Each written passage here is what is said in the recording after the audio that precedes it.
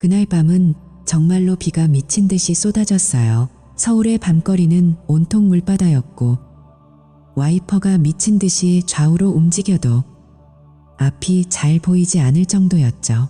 강민호는 새벽 배송 트럭을 몰며 평소처럼 조용히 운전하고 있었어요. 피곤한 몸으로도 그는 늘 성실했어요. 아내 서연이를 위해, 작은 가정을 지키기 위해 밤마다 물건을 나르는 일을 마다하지 않았죠.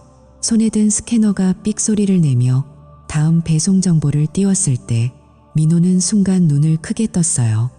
우리 집 주소, 화물 도착지가 분명히 자기 아파트였어요.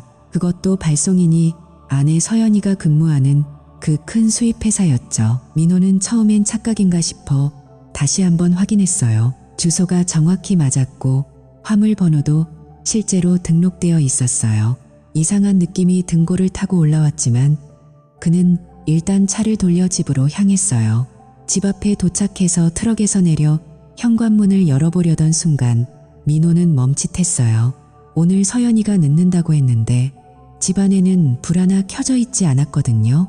텅 빈 집처럼 조용했어요. 민호는 잠시 서 있다가 다시 트럭에 올라탔어요. 마음 한구석이 불안으로 물들기 시작했죠. 서연이가 회사에 아직 있나? 민호는 서연이 회사 건물로 차를 몰았어요. 새벽 2시 반이 넘었는데도 회사 사무실이 있는 층에 불이 환하게 켜져 있었어요. 민호는 주차를 하고 조용히 건물 안으로 들어갔어요. 엘리베이터를 타지 않고 계단을 올라 복도를 살금살금 걸었어요. 심장이 점점 빨리 뛰기 시작했죠. 복도 끝 회의실 문이 살짝 아주 조금 열려 있었어요. 안에서 여자 웃음소리와 남자 목소리가 새어나오고 있었어요. 민호는 숨을 죽인 채 문틈으로 눈을 가져다 댔어요. 서연이가 부드러운 소파에 기대 앉아 있었고 그 옆에 최태준 이사가 아주 가까이 붙어 있었어요. 태준이는 서연이의 어깨에 팔을 두르고 서연이는 그의 가슴에 손을 올린 채 웃고 있었죠. 두 사람 사이에 흐르는 공기가 너무 친밀해서 민호는 순간 숨이 막혔어요. 서연이가 태준이의 넥타이를 살짝 잡아당기며 애교스럽게 말했어요. 오빠, 오늘도 민호가 그 물건들 다 집으로 가져갔을 거예요. 정말 완벽한 계획이에요. 남편이 밤 배송기사라는 게 이렇게 쓸모가 있을 줄이야. 매일 자기 손으로 우리 물건을 집까지 날라다 주고 있잖아요. 태준이가 낮게 웃으며 서연이의 허리를 더 세게 끌어안았어요. 하하, 진짜 웃기지 않아. 그 바보가 자기 집을 우리 밀수 창고로 만들어주고 있다니. 쓰레기장이라고 불러도 될 정도야. 매번 그 집 주소로 보내는 게 제일 안전하더라고. 내 남편 덕분에 우리가 이렇게 편하게 돈을 벌고 있네. 서연아. 서연이가 태준이의 목에 팔을 감으며 몸을 더 가까이 붙였어요. 목소리가 달콤하고도 차가웠죠. 빨리 돈 좀 많이 모아서 우리 둘이 따로 나가 살자. 그 집 이제 정말 지긋지긋해요. 민호랑 같이 사는 것도 그 집 냄새도 모든 게 다 싫어요. 오빠랑 있는 게 훨씬 좋아요. 태준이가 서연이의 머리카락을 부드럽게 쓸어 넘기며 대답했어요. 조금만 더 참아. 자기, 이번에 들어오는 루이비통, 샤넬, 에르메스 물량만 무사히 풀면 우리 충분히 빠져나갈 수 있어. 네, 남편은 그냥 우리 편한 배송도구일 뿐이야. 그 바보는 영원히 모를 거야. 우리가 이렇게 뒤에서 웃고 있는 줄은 꿈에도 모르겠지. 서연이가 깔깔 웃으며 태준이의 입술에 가볍게 키스했어요. 민호는 정말 순진해요. 매일 밤 물건 나르고 피곤하다고 하면 저는 그냥 고생했어 하면서 안아주기만 하면 되니까. 너무 쉽죠. 태준이가 서연이의 등을 쓰다듬으며 만족스러운 웃음을 지었어요. 너처럼 똑똑한 여자를 만난 게 내 인생 최고의 행운이야. 곧 우리만의 새 아파트에서 살자. 민호는 적당히 정리하면 돼. 민호는 그 문틈으로 모든 것을 다 보고 들었어요. 다리가 후들후들 떨려서 벽에 기대지 않으면 주저앉을 것 같았어요. 가슴이 너무 아파서 숨을 제대로 쉴 수가 없었고 손끝이 차갑게 식어갔어요.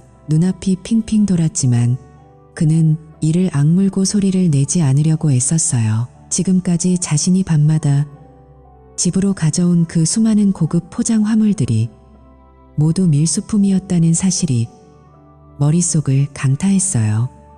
아내가 그리고 그 남자가 자신을 이용해온 모든 순간이 한꺼번에 떠올랐죠.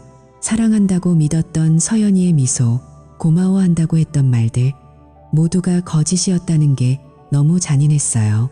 민호는 천천히 아주 조용히 뒤로 물러났어요. 복도를 걸어 나오는 동안에도 비소리가 건물 유리창을 때리는 소리가 크게 들려왔어요. 몸은 비에 젖지 않았지만 마음은 차가운 빗물보다 더 차갑게 얼어붙고 있었어요. 분노와 배신감, 그리고 깊은 슬픔이 한꺼번에 밀려왔지만 민호는 주먹을 꽉 쥔 채 계단을 내려갔어요. 그날 밤 그의 인생은 완전히 뒤바뀌는 순간이었죠. 그날 밤 이후 민호는 집으로 돌아오지 않았어요. 비를 맞으며 트럭을 몰고 한강 다리를 건너던 그는 눈물을 참느라 입술을 피가 날 정도로 깨물었어요. 집에 들어가 서연이와 마주친다는 생각만으로도 속이 뒤집혔지만 민호는 이를 악물었어요. 아직은 아니야. 그는 아무 말도 하지 않기로 결심했어요. 평소처럼 다음날 아침 피곤한 얼굴로 집에 들어가 서연이에게 오늘도 늦었네. 미안이라고 중얼거렸죠. 서연이는 부엌에서 커피를 타주며 미소 지었어요. 고생 많았어. 여보, 빨리 씻고 좀 쉬어. 그 미소가 예전 같았으면 가슴이 따뜻했을 텐데 지금은 칼처럼 날카롭게 느껴졌어요. 민호는 고개를 끄덕이고 욕실로 들어가 찬물로 얼굴을 씻었어요. 거울 속 자신의 눈이 붉게 충혈되어 있었지만 그는 감정을 삼켰어요. 그렇게 30일이라는 시간을 스스로에게 주었어요. 감정에 휘말리지 않고 완벽하게 증거를 모아 두 사람을 끝장낼 시간을. 첫째 날 밤 민호는 집에 도착한 그 밀수 화물을 조심스럽게 열었어요. 거실 불을 모두 끄고 작은 손전등만 켜놓은 채 포장을 벗겼죠. 안에는 고급 시계 부품들이 가득 들어있었어요. 스위스제 정품 무브먼트, 다이아몬드가 밝힌 케이스 조각들, 가격을 낮게 신고한 서류와 실제 가치가 1000만 원이 넘는 물건들이었어요. 민호는 하나하나 사진을 찍었어요. 각도, 일련 번호, 포장 상태까지 모두 기록했죠. 손이 떨렸지만 그는 침착하게 작업을 마쳤어요. 다음 날 민호는 인천으로 향했어요. 동생 강진우가 근무하는 해관청으로 갔죠. 진우는 점심시간에 형을 만나 커피를 마시며 물었어요. 형, 무슨 일이야? 갑자기 찾아오고 민호는 미리 준비한 가짜 이야기를 꺼냈어요. 회사에서 해관 서류 때문에 좀 물어볼 게 있어서 요즘 수입 물건들 가치 신고를 어떻게 낮게 하는지. 그쪽에서 자주 보는 수법이 뭐야? 진우는 동생답게 솔직하게 알려줬어요. 형, 그건 보통 송장 가격을 실제보다 낮게 적고 품목도 모호하게 쓰는 거야. 예를 들어 시계 부품이라고만 쓰고 실제로는 완제품이나 고가 다이아를 숨기는 경우가 많아. 증거만 제대로 잡히면 큰일 나. 왜? 이상한 물건 맡았어. 민호는 웃으며 대답했어요. 그냥 궁금해서. 고마워, 진우야. 그 대화를 녹음하며 민호는 마음속으로 증거 하나를 더 쌓았어요. 집에는 작은 카메라를 설치하기 시작했어요. 서연이가 출근한 낮 시간에 거실 책장 뒤, 침실 옷장 안, 주방 찬장 구석에 초소형 카메라를 하나씩 숨겼죠. 모두 WI-FI 연결로 자신의 핸드폰으로 실시간 확인할 수 있게 했어요. 설치하는 동안 가슴이 아팠지만 민호는 한 번도 망설이지 않았어요. 그리고 서연이를 미행하기 시작했어요. 서연이가 오늘도 늦을 것 같아 라고 문자 보낸 날 저녁, 민호는 배송 일을 일찍 끝내고 그녀의 차를 따라 붙었어요. 서울 외곽, 한적한 창고 단지까지 차가 들어갔어요. 민호는 멀리서 차를 세우고 어둠 속으로 몸을 숨겼죠. 창고 문이 열리며 서연이와 최태준이 나란히 나오는 게 보였어요. 태준이가 지게차로 실린 상자들을 가리키며 말했어요. 이번 물량은 내일 밤에 민호 집으로 보내. 주소는 그대로야. 서연이가 고개를 끄덕이며 웃었어요. 지은이한테도 연락했어요. 이번에 들어온 샤넬 백들은 바로 부티크로 넘길 거예요. 지은이가 잘 처리해 줄 거예요. 민호는 그 장면을 핸드폰으로 몰래 촬영했어요. 두 사람이 서로를 끌어안고 키스하는 모습까지 모두 담겼죠. 그리고 또 하나의 충격이 기다리고 있었어요. 평소 집에 자주 놀러오던 서연이의 절친 이지은, 강남에서 고급 부티크를 운영하는 그 여자였어요. 민호는 지은이가 집에 왔을 때 설치한 카메라로 두 사람이 부엌에서 속닥이는 걸 녹화했어요. 지은이가 서연이에게 작은 가방을 건네며 말했어요. 이번에 넘긴 물건들 다 팔았어. 현금으로 8천만 원. 계좌는 안전한 곳으로 나눠 넣었고 민호 오빠는 아직 아무것도 모르지? 서연이가 웃으며 대답했어요. 당연하지. 그 사람은 매일 밤 물건 나르고 피곤하다고만 하니까 우리 계획대로 완벽하게 돌아가고 있어. 민호는 그 영상을 보면서 주먹을 꽉 쥐었어요. 지은이까지 그들의 공범이라는 사실이 배신의 깊이를 더하게 만들었죠. 30일째 되는 날, 민호는 강남의 한 유명 이혼 전문 여변호사를 찾아갔어요. 변호사 사무실에서 민호는 차분하게 모든 증거를 보여주며 말했어요. 저는 아내와 이혼하고 싶습니다. 동시에 이들이 저지른 밀수와 돈 세탁까지 모두 밝혀내서 제 재산은 한 푼도 넘기지 않고 깨끗하게 끝내고 싶어요. 법적으로 제가 피해자가 되도록 도와주십시오. 여변호사는 서류를 꼼꼼히 살피며 고개를 끄덕였어요. 증거가 아주 탄탄하네요. 특히 숨겨둔 카메라 영상과 화물 사진은 결정적일 거예요. 재산 분할에서 불리하지 않게, 그리고 형사 고소까지 연계해서 철저히 준비하죠. 민호 씨는 이제부터 한 걸음도 물러서지 마세요. 민호는 변호사 사무실을 나오며 하늘을 올려다봤어요. 30일 동안 그는 웃고 밥을 먹고 서연이에게 사랑해라고 말하기까지 했어요. 하지만 속으로는 매일 밤 증거를 모으며 이를 갈았죠.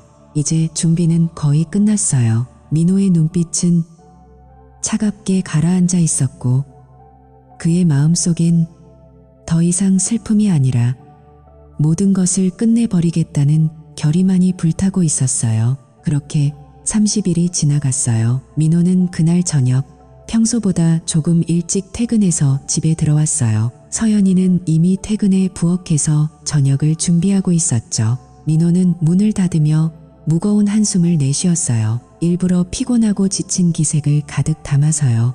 식탁에 마주 앉아 밥을 먹는 동안 민호는 포크를 내려놓고 서연이를 바라봤어요. 서연아, 나 요즘 너무 힘들어. 서연이가 고개를 살짝 기울이며 물었어요. 왜 배송일 때문에 그래? 민호는 고개를 저으며 한숨을 더 길게 쉬었어요. 일도 일인데 우리 생활 자체가 너무 지루하고 답답해. 매일 밤늦게 들어오고 너도 야근 많고 서로 얼굴 볼 시간도 거의 없잖아. 우리 잠시 떨어져서 생각 좀 해보는 게 어떨까? 리턴로와 순간 서연이의 눈이 반짝였어요. 하지만 그녀는 재빨리 표정을 관리하며 걱정스러운 얼굴을 지었죠. 갑자기 그게 무슨 말이야? 여보, 진심으로 하는 소리야. 민호는 고개를 숙인 채 힘없는 목소리로 이어갔어요. 응, 나도 한번 정리하고 싶어. 너도 나한테 지쳤을 것 같고 한 달 정도만 따로 지내보자. 생각 정리하고 다시 어떻게 할지 결정하는 거야. 서연이는 잠시 침묵하다가 마치 마지못해 받아들이는 척 고개를 끄덕였어요. 알았어. 나도 요즘 많이 힘들었어. 그럼 나지은이 집으로 잠시 가 있을게. 거기 빈방 있거든. 그녀의 목소리에는 숨길 수 없는 기쁨이 살짝 배어 나왔어요. 민호는 속으로 차갑게 웃었지만 겉으로는 그저 고개를 끄덕였죠. 그래, 짐 천천히 싸. 내가 도와줄게. 다음 날 저녁 서연이는 큰 가방 2개를 들고 집을 나섰어요. 민호가 문 앞까지 배웅하며 말했어요. 조심해서 가. 연락할게. 서연이는 민호의 뺨에 가볍게 입을 맞추고 미소 지었어요. 여보도 잘 지내. 너무 스트레스 받지 마. 하지만 서연이가 탄 택시가 골목을 빠져나가자마자 그녀는 전화를 걸었어요. 오빠, 나 지금 출발했어요. 민호 그 바보가 정말 LOI 테나자고 하네요. 완전 쉽죠. 오늘부터 오빠 집으로 갈게요. 최태준의 고급 아파트에서 태준이는 웃으며 대답했어요. 잘했다. 자기, 이제 우리 마음대로 살 수 있겠네. 민호 그놈은 아직도 아무것도 모르고 있지. 당연하죠. 완전 바보예요. 민호는 그 모든 통화를 숨겨둔 카메라로 실시간 확인하고 있었어요. 그리고 이틀 후 서연이는 다시 집으로 몰래 돌아왔어요. 민호가 밤 배송 나간 뒤 오후 3시쯤이었죠. 그녀는 현관문을 조용히 열고 들어와 거실을 살피더니 민호의 배송 가방이 놓여 있는 곳으로 다가갔어요. 서연이는 작은 USB 하나를 손에 쥐고 있었어요.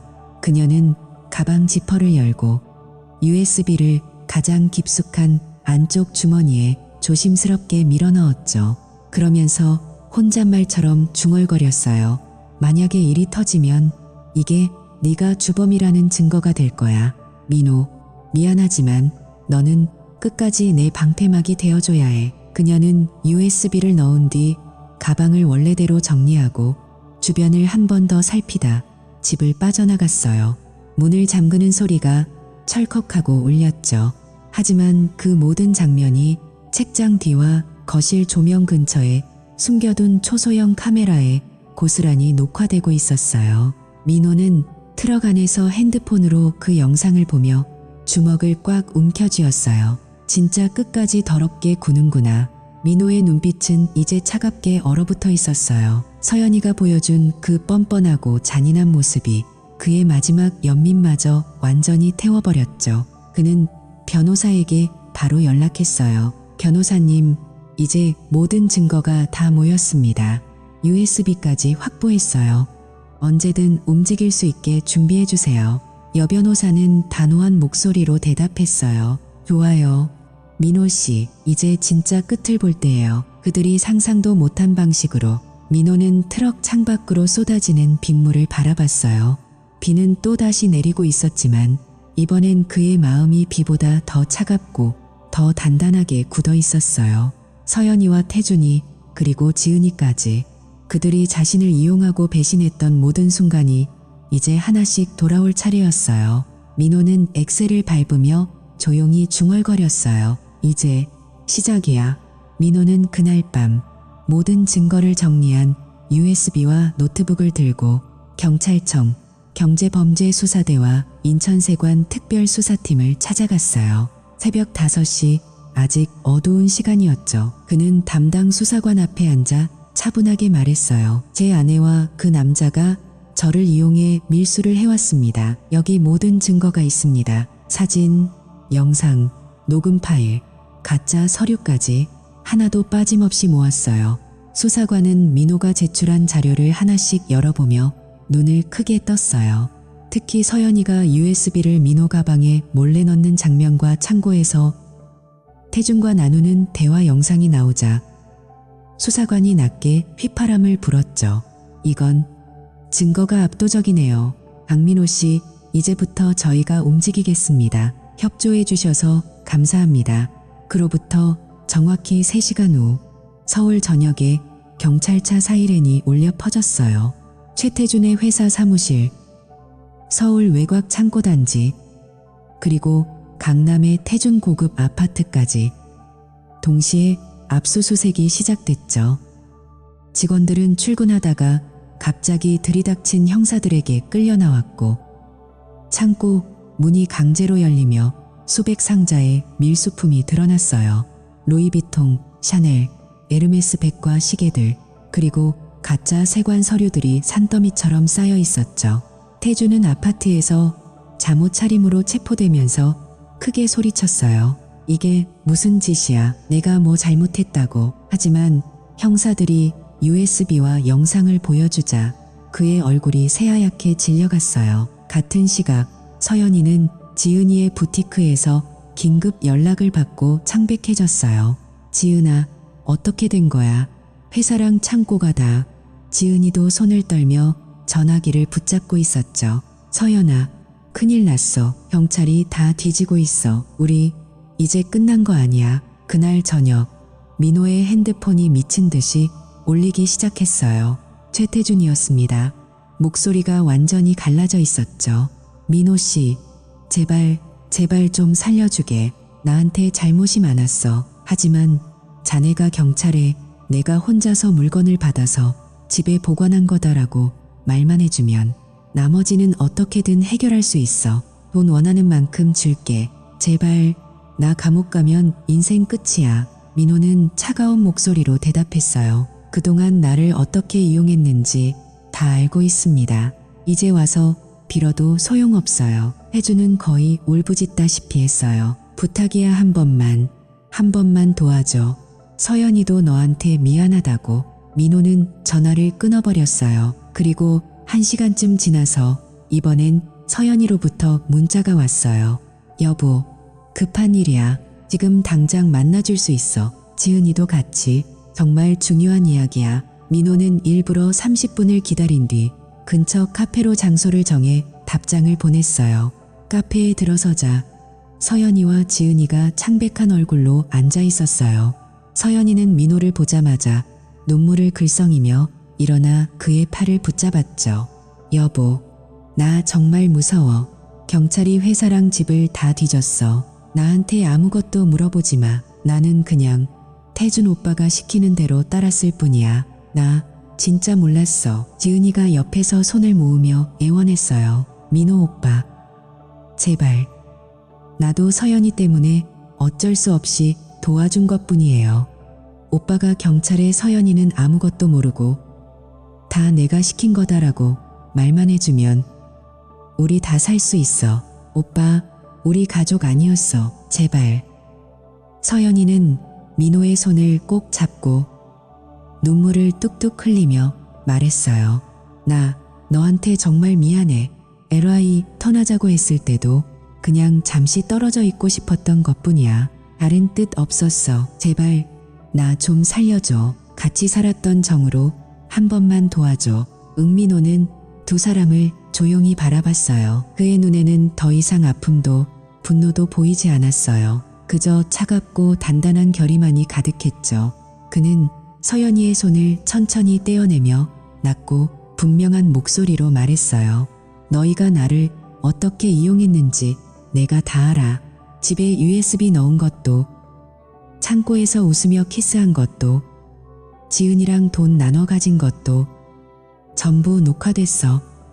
이제 그만 포기해. 서연이의 얼굴이 순식간에 하얗게 변했어요. 지은이는 입을 떡 벌린 채 몸을 민호, 너 설마. 민호는 자리에서 일어나며 마지막으로 한마디를 남겼어요. 이제 다 끝났어. 너희가 나를 버린 순간 나도 너희를 버렸으니까. 그는 카페 문을 열고 나갔어요. 뒤에서 서연이가 울부짖는 소리와 지은이가 흐느끼는 소리가 들려왔지만 민호는 한 번도 뒤돌아보지 않았어요. 밖은 다시 비가 내리고 있었어요. 민호는 빗속을 걸으며 깊게 숨을 들이마셨죠. 30일 동안 참았던 모든 아픔, 분노, 배신감이 이제야 조금씩 가라앉는 것 같았어요. 그리고 그의 앞에 새로 시작될 인생이 기다리고 있었어요. 카페의 문을 열고 나가려던 민호는 뒤에서 들려오는 서연이의 절규에 멈춰섰어요. 그는 천천히 몸을 돌려 두 사람을 다시 바라봤어요. 서연이는 의자를 박차고 일어나며 눈물을 흘리고 있었고 지은이는 창백한 얼굴로 민호를 올려다보고 있었죠. 민호는 조용히 테이블로 돌아와 앉았어요. 아직 할 말이 남았어. 서연이가 떨리는 목소리로 외쳤어요. 민호야, 너 도대체 왜 그래? 나한테 왜 이렇게 잔인하게 구는 거야? 우리가 7년 동안 같이 산 부부잖아. 민호는 감정 없이 차분하게 그녀를 쳐다봤어요. 30일 동안 다 지켜봤어. 네가 태준이와 웃으며 키스하는 것도, 창고에서 물건 나르는 것도, 지은이랑 돈 나누는 것도, 내가 밤마다 집으로 가져온 밀수품들이 내 계획이었다는 것도 전부. 서연이의 얼굴이 하얗게 질렸어요. 무슨 소리야? 너 설마. 민호는 주머니에서 작은 USB를 꺼내 테이블 위에 던졌어요. 탁 소리가 나며 USB가 서연이 앞에 멈췄죠. 이거 네가 이틀 전에 내 배송 가방에 몰래 넣은 거야. 만약 일이 터지면 나를 주범으로 만들려는 증거였. 민호가 모든 걸 시켰다는 가짜 문서가 들어있더라. 내가 사랑했던 여자가 나를 감옥에 보내기 위해 이런 짓까지 할 줄은 몰랐어. 서연이는 USB를 보며 몸을 부들부들 떨었어요. 목소리가 갈라졌죠. 그건 오빠가 시킨 거야. 나도 어쩔 수 없었다고. 민호, 제발 나 좀 살려줘. 나 감옥 가면 인생 끝이야. 그때 지은이가 갑자기 의자를 뒤로 밀며 일어났어요. 그녀는 서연이를 차갑게 내려다보며 말했어요. 서연아, 미안하지만 나 이 일에서 빠질래. 나도 변호사 따로 구할 거야. 내가 왜 너 때문에 감옥까지 가. 다 네가 태준이랑 계획한 일이잖아. 나는 그냥 도와준 것뿐이야. 서연이가 눈을 부릅뜨고 지은이를 노려봤어요. 지은아, 너 지금 뭐라고 하는 거야? 우리가 같이 돈 벌고 같이 웃었던 사이잖아. 지은이는 가방을 들며 냉정하게 대답했어요. 미안나 살아야지. 민호 오빠, 저는 정말 모르는 척 할게요. 협조할게요. 그러고는 서연이를 뒤로 한 채 카페를 빠져나갔어요. 서연이는 멍하니 앉아있다가 갑자기 민호에게 무릎을 꿇으며 울부짖었죠. 여보, 제발 나 버리지 마. 나 진짜 잘못했어. 용서해줘. 다시 잘 살아보자. 민호는 서연이의 어깨를 가볍게 밀며 일어났어요. 이제 끝이야. 너희가 나를 배신한 순간 나도 너희를 버렸어. 경찰에 모든 증거를 넘긴 건 나야. 이제 법이 판단할 거다. 그는 더 이상 아무 말도 하지 않고 카페를 나섰어요. 뒤에서 서연이가 민호야, 민호야 하며 울부짖는 소리가 빗속으로 퍼졌지만 민호는 한 번도 뒤를 돌아보지 않았어요. 그 후로 모든 일이 빠르게 진행됐어요. 검찰은 압수수색으로 확보한 증거와 민호가 제출한 자료를 바탕으로 최태준, 박서연, 이지은을 동시에 구속 기소했죠. 밀수, 돈 세탁, 위조 서류 작성, 사법방해 혐의가 모두 적용됐어요. 태준은 회사 대표로서 주범으로, 서연이는 공모 및 증거 조작 시도로, 지은이는 판매 및 세탁 혐의로 각각 무거운 형을 받았어요. 법원은 밀수로 얻은 수십억 원의 이익을 전부 몰수했고 민호는 피해자로 인정받아 공동재산에서 이용된 부분에 대한 상당한 보상금을 받았어요. 재판이 끝난 날 민호는 법원 앞에서 하늘을 올려다봤어요. 그는 더 이상 반배송 기사가 아니었어요. 받은 보상금으로 작은 물류회사를 차렸고 진우 동생과 함께 새로운 일을 시작했죠. 아침에 일어나 커피를 타 마시며 창밖을 바라볼 때 민호는 조용히 중얼거렸어요. 이제 나를 함부로 밟을 사람은 없을 거야. 그는 거울 속 자신을 보며 미소 지었어요. 아프고 배신당하고 울분을 삼키며 30일을 버텼던 그 민호는 더 이상 없었어요. 대신 강하고 냉철하며 누구에게도 쉽게 상처받지 않는 새로운 민호가 서 있었죠. 비는 그쳤고 서울 하늘에 처음으로 맑은 햇살이 비쳐들고 있었어요. 민호는 가벼운 발걸음으로 새 삶을 향해 걸어 나갔어요.